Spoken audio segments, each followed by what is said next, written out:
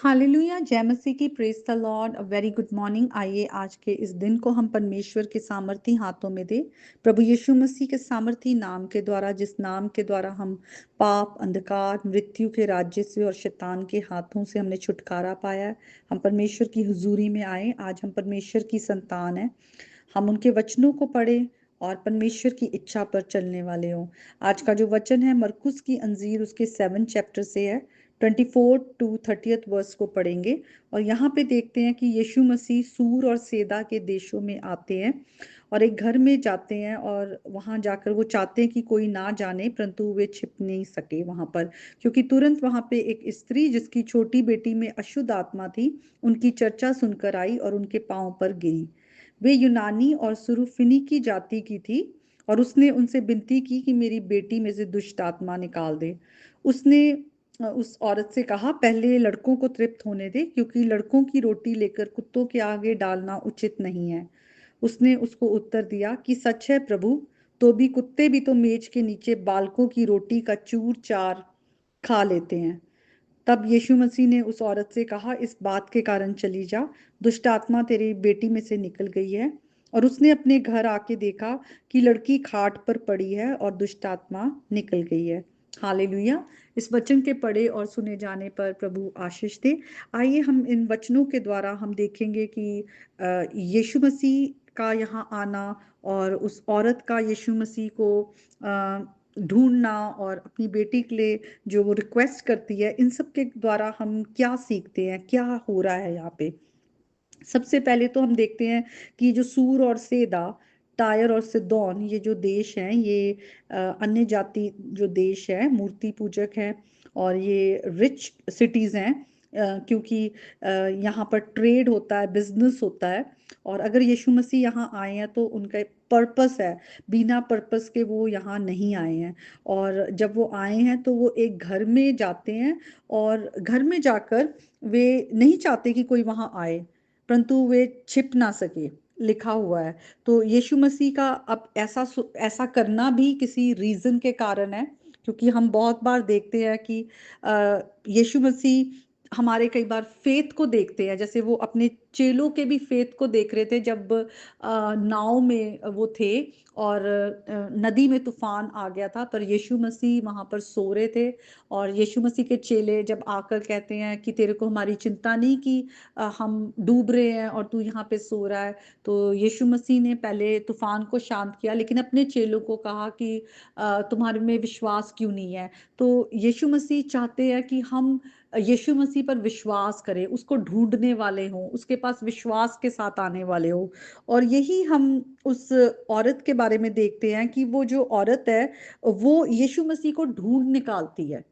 और वो जब यीशु मसीह के पास आती है, और यहाँ पे लिखा हुआ है कि उसका जो एटीट्यूड है वो ह्यूमिलिटी का है। वो बहुत नम्रता के साथ, वो ऐसे नहीं कर रही कि हाँ आप यहाँ पर छिप कर बैठे हुए हैं और मेरी बेटी ठीक नहीं है, आप तो प्रभु हो, आप ऐसे क्यों कर रहे हो। उसका एटीट्यूड बहुत ही सॉफ्ट है। वो एक्नॉलेज कर रही है कि वो प्रभु है, वो ये चीज को मानती है। वो अगर प्रभु यीशु मसीह के पास आई है कि प्रभु यीशु मसीह के पास अधिकार है, सामर्थ है कि वो ही उसकी बेटी को अशुद्ध आत्मा से छुड़ा सकते हैं। इसलिए वो प्रभु जानते हुए, खुदा जानते हुए वो औरत यीशु मसीह के आगे अपने आप को वो दंडवत करती है, वो वर्शिप करती है। एक बहुत ही अच्छा एटीट्यूड है जो हम यहाँ से सीख सकते हैं कि हम जब परमेश्वर के पास आते हैं, हम एटीट्यूड के साथ ना आए, हम शिकायतों के साथ ना आए, बल्कि अपने आप को हम्बल करें। हम जाने कि वो कौन है, वो खुदा है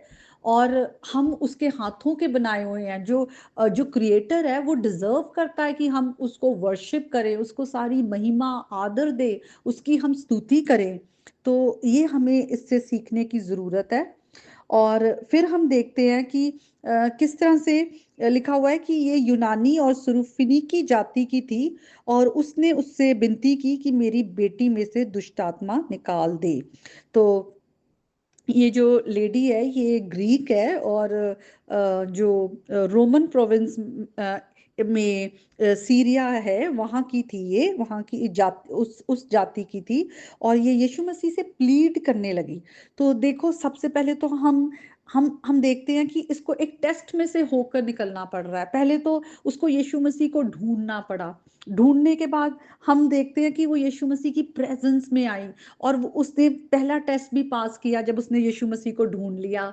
उसने दूसरा टेस्ट भी पास किया कि जब उसने यीशु मसीह को एक्नॉलेज किया कि वो लॉर्ड है, और उनको वर्शिप किया। और उसके बाद वो अपनी रिक्वेस्ट जो है यीशु मसीह को देती है। तो उसको एक प्रोसेस में से होकर निकलना पड़ रहा है। उसका टेस्ट, जो फेथ है, वो टेस्ट हो रहा है। और तब यीशु मसीह से जब वो कहती है कि मेरी बेटी को ठीक कर, तो यीशु मसीह कहते हैं पहले लड़कों को तृप्त होने दे, क्योंकि लड़कों की रोटी लेकर कुत्तों के आगे डालना उचित नहीं है। तो हम जानते हैं कि प्रभु यीशु मसीह यहूदियों के लिए आए। और हम देखते हैं कि जो यहूदियों को खुदा ने पहले चुना, अब्राहम के द्वारा बुलाया और उसके वंश को आगे ब्लेस किया और आशीषें दी सारी, और उनके साथ एक रिश्ता है। तो यहाँ पे जो बाप और बेटे का रिश्ता है, यहाँ पे रिश्ता है। जो आप देखें, जो पिता है वो हमेशा पहले अपने बच्चों को प्रोवाइड करता है, प्रोटेक्ट करता है, गाइड करता है, उनकी केयर करता है, उनकी चिंता करता है। तो यहाँ पे यीशु मसीह वही कह रहे हैं कि जो एक रिलेशनशिप है यहूदियों का खुदा के साथ, की वो एक पिता और बच्चों का जो रिश्ता है। तो यीशु मसीह कह रहे हैं कि ये ठीक नहीं कि मैं बच्चों की जो ब्लेसिंग्स है, बच्चों के लिए जो प्रोविजन है, वो मैं किसी और को दे दूं। तो यहाँ पर यीशु मसीह जो मेटाफोर यूज करते हैं वो कुत्तों का करते हैं, या डॉग्स। और ये सुनने में हमें बहुत अजीब लगता है कि इस तरह से यीशु मसीह कहते हैं। लेकिन अगर हम देखें कि उस लेडी का जो रिएक्शन क्या होता है, वो क्या आंसर देती है, वो कहती है, सच है प्रभु, तो भी कुत्ते भी तो मेज के नीचे बालकों की रोटी का चूर चार खा लेते हैं। तो वो ये बात कह रही है कि अगर बच्चे खाना खा रहे हैं, तो जो कुत्ते हैं वो उनकी मेज के नीचे ही हैं। तो ये बात समझने वाली है कि जो यहूदी लोग थे वो कुत्तों को एक अनक्लीन एनिमल मानते थे। तो अगर वो ये इतनी बात कह रही है, तो इसके पीछे कुछ अलग स्टोरी है। क्योंकि अगर वो इतना उनको अनक्लीन मानते थे यहूदी लोग, कि अगर वो उनके आसपास भी आ जाए तो उनको लगता था कि हम भी उनके कारण डिफाइल हो गए हैं, अशुद्ध हो गए हैं।